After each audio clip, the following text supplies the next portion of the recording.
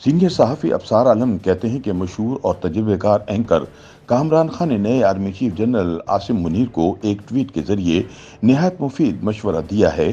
اگر جنرل فیض نے فوجی ڈسپلن توڑا اور آرمی چیف کو دھوکہ دیا ہے تو بھرپور کارروائی کی جائے، ورنہ جیسے سابق army chief general Qamar Bajwa اپنے دست راست فیض کا دفاع کرتے تھے، ویسے ہی جنرل عاصم منیر بھی فیض کا دفاع کرے۔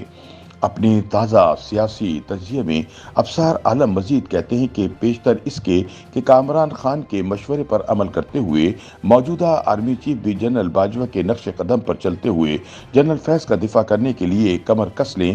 کچھ معاملات اور وجوہات پر اب بات ہو ہی جائے کہ کیا جنرل فیض نے ڈسپلن توڑا یا نہیں، اور جنرل باجوہ جن خاص وجوہات اور ذاتی مفادات کی خاطر جنرل فیض کے دفاع کے لیے ہر وقت کمر بستہ رہتے تھے، تو کیا وہ مشترکہ مفاداتی سسٹم اب بھی ویسے ہی چل رہا ہے جیسے باجوہ ڈاکٹرائن کے بدنام زمانہ دور میں چل رہا تھا؟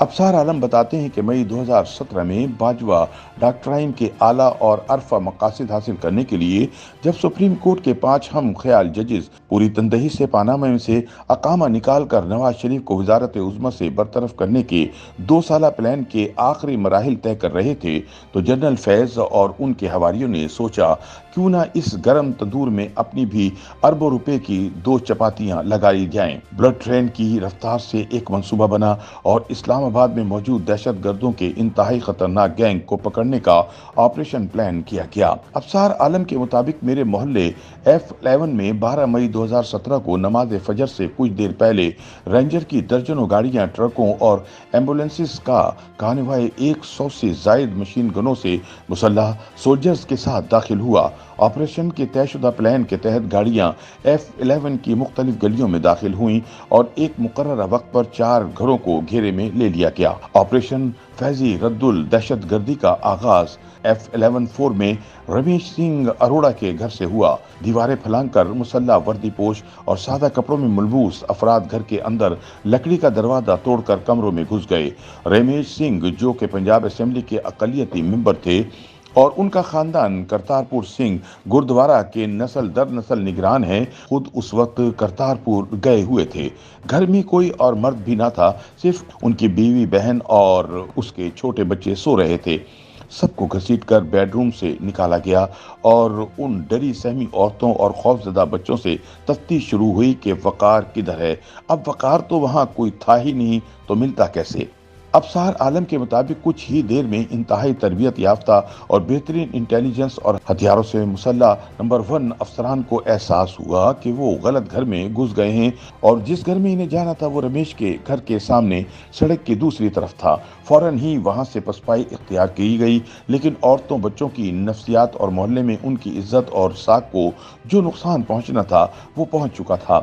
رمیش سنگھ نے اس وقت کے وزیر داخلہ چودھری نثار کو خط لکھا کہ ISI اور رینجرز کے افسران اور اہلکاروں کے خلاف کارروائی کی جائے جنہوں نے ان کی چادر اور چار دیواری کی بے حرمتی کی ہے، لیکن باجوہ ڈاکٹرائن کے مرکزی ستون جنرل فیض کو ٹچ کرنے کی جرت کس میں تھی؟ ابصار عالم مزید بتاتے ہیں کہ چند گلیاں چھوڑ کر رینجرز اور ISI کے تقریباً 100 افسران اور مسلح جوان ایک اور گھر کی دیواریں پھلانگ کر اور دروازہ توڑ کر وہاں موجود گھر والوں کو یرغمال بنا چکے تھے۔ ارد گرد کے سب لوگ اس گھر کے مکینوں کو جانتے تھے، آنا جانا تھا، عزت تھی، لیکن آج اسی گھر کا سیکیورٹی اور انٹیلیجنس کے افسران اور اہلکاروں نے محاصرہ کیا ہوا تھا۔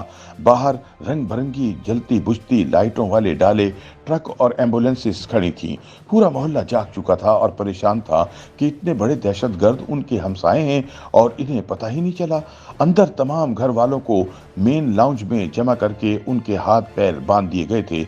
10 سال کے ایک بچے نے جب ان لوگوں سے پوچھا کہ آپ ایسا کیوں کر رہے ہیں، تو اس کو زمین پر پٹک کر اس کے منہ پر بوٹ رکھ کر اسے بتایا گیا کہ تمہارا باپ دہشت گرد ہے۔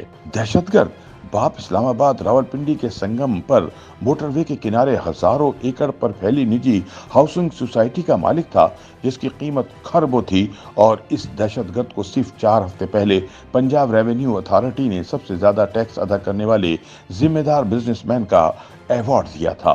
اس دہشت گرد کے گھر میں اس کے 75 سالہ سسر سے لے کر 2 سال کے بچے اور بچیوں سمیت 8 لوگ تھے۔ سسر ہاؤسنگ سوسائٹی کے مالک اور اس کے 20 سال کے سالے کو ہاتھ پاؤں باندھ کر پہلے گھر میں تشدد کیا گیا، گندی گالیاں دی گئیں اور پھر سر منہ پر کپڑا چڑھا کر رینجر کی گاڑیوں میں پھینکا گیا۔ گھر کا قیمتی سامان، کیش، کرنسی، کاغذات اور لائسنسی اسلحہ ٹرکوں میں ڈالا اور کشمیر ہائی وے پر گولڑا کے قریب ایک کمپلیکس کے تہہ خانے میں شفٹ کر دیا گیا۔ چیف صاحب، آپ کو پتہ ہی ہوگا یہ جگہ کس کے پاس ہے۔ ابصار عالم کے مطابق F11 کے 2 مزید گھروں میں ایسا ہی آپریشن کیا گیا اور وہاں سے ہاؤسنگ سوسائٹی کے 2 افسران کو بھی بہیمانہ طریقے سے یرغمال بنا کر اسی تہخانے میں شفٹ کر دیا گیا۔ وہاں پر اگلے کئی دن اور رات تفتیش کی آڑ میں سسر اور ہاؤسنگ سوسائٹی کے مالک اور اس کے 2 ایگزیکٹوز پر 3rd ڈگری شدید تشدد کیا گیا اور بجائے دہشت گردی کا پوچھنے کے اس کی ہاؤسنگ سوسائٹی کے کاغذات کی ملکیت بارے پوچھتے رہے۔ چند دنوں بعد جب انہیں لگا کہ اس ہاؤسنگ سوسائٹی کے مالک کا دماغ ٹھکانے آ گیا ہے تو اس کو ایک اور کمرے میں لے جایا گیا، جہاں اس کے سامنے اس کی ہاؤسنگ سوسائٹی کی پراپرٹی ٹرانسفر کے کاغذات رکھے گئے اور اسے حکم دیا گیا کہ اس پر دستخط کر دو۔ ان کاغذات میں پراپرٹی کی 50% ٹرانسفر کسی نجف نامی شخص کے نام پر اور بقیہ 50% ٹرانسفر لندن کے ایک رہائشی معصومہ کے نام پر منتقل کی گئی تھی۔ ہاؤسنگ سوسائٹی کے مالک نے دستخط کرنے سے پھر انکار کر دیا۔ مزید تشدد سہنا پڑا لیکن وہ نہ مانا۔ آخرکار اس پر 780A کے تحت دہشت گردی اور دھماکہ خیز مواد رکھنے کا پرچہ کاٹ کر CTD پنڈی کے حوالے کر دیا گیا۔ اگلے 3 سال کیس چلتا رہا، جس میں وہ نہ صرف باعزت بری ہوا بلکہ ہائی کورٹ نے بھی انسداد دہشت گردی عدالت کا فیصلہ برقرار رکھا اور اب اپیل سپریم کورٹ کے دروازے پر مسلسل دستک دیے جا رہی ہے، لیکن ججز اپنی سیاست میں مصروف ہیں۔ ابصار عالم کے مطابق انسداد دہشت گردی کی عدالت کے تفصیلی فیصلے میں جھوٹے الزامات لگانے پر پروسیکیوشن کی دھجیاں اڑا دی گئی ہیں۔ فیصلہ پڑھنے کے بعد احساس ہوتا ہے کہ اس وطن میں کتنا ظلم اور ناانصافی ہے، لیکن ہمارا گلا سڑا عدالتی نظام دہائیوں بعد بھی انصاف دینے سے قاصر۔ بوڑھا 75 سال کا سسر جو اپنی بیٹی اور اس کے بچوں سے ملنے 2 دن کے لیے کراچی سے آیا تھا، وہ ذہنی اور جسمانی تشدد کو برداشت نہ کر سکا اور نفسیاتی مسائل کا شکار ہو گیا۔ کبھی اسلام آباد واپس نہ آیا اور 2 سال بعد اپنے کیس اٹھا کر اللہ کی عدالت میں پیش ہو گیا۔ تمام فیملی ممبرز 3 سال کے لیے بیرون ملک چلے گئے اور اپنے نفسیاتی مسائل کا مداوع کر کے واپس آئے۔ ابصار عالم کا کہنا ہے کہ یہ واقعہ باجوہ ڈاکٹرائن کے دورے فیضی کی دیگ میں سے چاول کا صرف ایک دانہ ہے، جس سے اندازہ ہو سکتا ہے کہ سرکاری عہدے اور وردی کی آڑ میں مال سمیت فاشزم کس لیول پر جاری تھا۔ اس سے پہلے بھی جب جنرل رضوان DGISI تھا، تب 4 نجی ٹی وی چینلز کے مالک کو اسلام آباد سے رات کی تاریکی میں اٹھایا گیا اور اس کو بھی ایک سیف ہاؤس کے تہہ خانے میں بند رکھ کر تب تک ذہنی اور جسمانی تشدد کیا گیا جب تک اس نے اپنے ٹی وی چینلز کی ملکیت کے ٹرانسفر کے کاغذات پر دستخط نہیں کر دیے۔ جب تک وہ میڈیا آنر یرغمال رہا، اس کے گھر والوں کو کوئی خبر نہیں تھی کہ وہ کہاں ہیں۔ فیملی ہمیشہ کے لیے خوفزدہ اور نفسیاتی مریض ہو گئی۔ ان ٹی وی چینلز کا قبضہ پہلے ایک ہوٹل چین کے مالک اور اس کے ملازم، جو آج کل تمام ٹی وی چینلز پر اپنا اسٹیبلشمنٹی عمرانی تجزیاتی گیان بانٹتا ہے، اور پھر بعد میں ایک پراپرٹی ٹائکون کو دے دیا گیا جس نے ایک اور اسٹیبلشمنٹی عمرانی گیان بانٹنے والے اینکر کو اس کا مختار کل بنا دیا، اور پھر کچھ عرصے بعد پیسہ ہضم اور کھیل ختم۔ لیکن اس درمیانی وقفے میں ان ٹی وی چینلز اور تجزیہ کاروں نے نواز شریف کو غدار اور کرپٹ قرار دے کر ہٹانے اور عمران خان کو مسیحا بنا کر پیش کرنے کی پروپیگنڈا مہم میں بھرپور حصہ ڈالا۔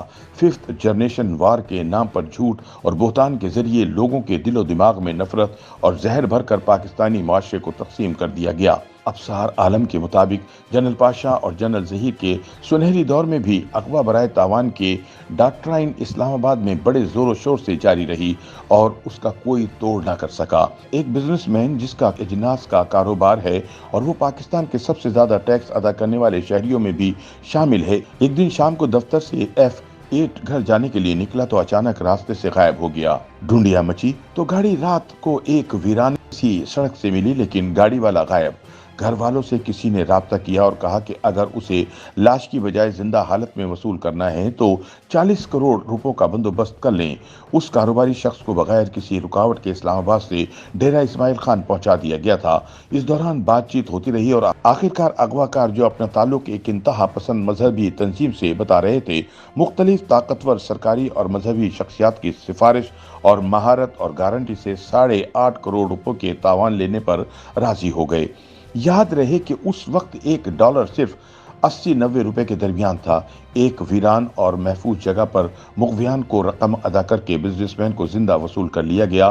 جس گھر کے جس کمرے میں اس بزنس مین کو رکھا گیا تھا، وہیں اسی جگہ کچھ دن پہلے اسلام آباد کے ایک مشہور منی چینجر کو بھی اغوا کر کے مہمان بنایا گیا تھا۔ وہ بھی 2 کروڑ روپے ادا کر کے رہا ہوا۔ ابصار عالم کہتے ہیں کہ چیف صاحب، جتنے لوگوں کا میں نے یہاں ذکر کیا ہے، میں ان سب سے بار بار مل کر ان واقعات کی تصدیق کر چکا ہوں، لیکن خوف کا یہ عالم ہے کہ سوائے رمیش سنگھ اروڑا کے تمام لوگوں نے کہا کہ ہمارا نام نہ لکھنا، کیونکہ ریٹائرڈ ہونے والے فرعونوں کی باقیات اب بھی اداروں کے اندر بیٹھی ہیں اور ان کو، ان کی فیملی ممبرز کو اور ان کے کاروبار کو نقصان پہنچا سکتی ہیں۔ لیکن پھر بھی چند لوگ ابھی ہیں جو اپنے ساتھ ہونے والے ظلم کے ذمہ داروں کو قانون کے کٹہرے میں لانا چاہتے ہیں اور مدعی بننے کے لیے تیار ہیں، بشرطے اسٹیبلشمنٹ خود احتسابی کا آغاز کرے اور جیسا کہ کامران خان نے مشورہ دیا ہے کہ ان کے خلاف کارروائی کریں۔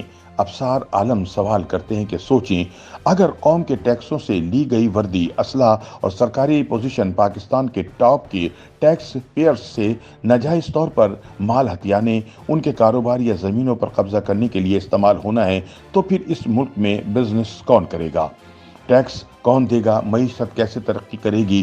کامیاب لوگ اور ٹیکس پیئرز پاکستان میں کیوں رہیں؟ جب ہماری انٹیلیجنس اور ہماری بندوقیں ہم پر ہی تنی رہیں گی تو دشمن اور دہشت گرد ہمارے گھر میں گھس کر ہمیں کیوں نہیں مارے گا؟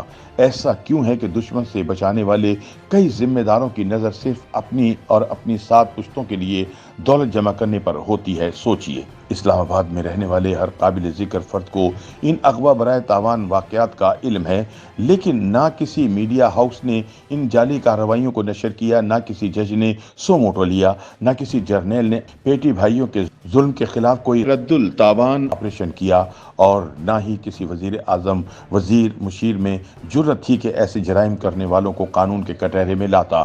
امید ہے یہ سب پڑھنے کے بعد army chief general Asim Munir آسانی سے فیصلہ کر سکیں گے کہ کامران خان کے مشورے کے کس حصے پر عمل کرنا ہے۔ کیا انہوں نے چند جنرلز کے ذاتی فائدے کے لیے کیے گئے ماضی کے جرائم کا دفاع کرنا ہے، یا ایسی کالی بھیڑوں کے خلاف قانونی کارروائی کر کے وردی کی ساکھ بحال کرنی ہے؟ چیف صاحب، آپ طاقتور ہیں، مالک ہیں، جو چاہیں فیصلہ کریں، آئین اور قانون کے راستے پر چل کر انصاف کریں گے، مجرموں کو کٹہرے میں لائیں گے، وردی پہن کر کی جانے والی زیادتیوں اور ظلم کا راستہ بند کریں گے، تو یہ قوم آپ کو اچھے الفاظ میں یاد کرے گی اور قدرت مزید نوازے گی۔ لیکن اگر آپ اپنے سے پہلے آنے والوں کے راستے پر چلے تو یاد رکھیے گا کہ ایک دن آئے گا، وہ دن کہ جس کا وعدہ ہے، مانو نہ مانو، جانے جہاں اختیار ہے، ہم نیک و بد حضور کو سمجھائے دیتے ہیں۔ YouTube پر گوگلی نیوز دیکھنے کے لیے youtube.com کی سرچ بار میں googly news T V type کریں۔ گوگلی نیوز کے پیج پر سرخ رنگ کے سبسکرپشن والے بٹن پر کلک کرنا نہ بھولیے۔ YouTube پیج پر اپلوڈ ہونے والی ویڈیوز سے باخبر رہنے کے لیے بیل آئیکن پر کلک کیجیے۔ آپ کو ہر نئی ویڈیو کے بارے میں نوٹیفیکیشن موصول ہو جائے گا۔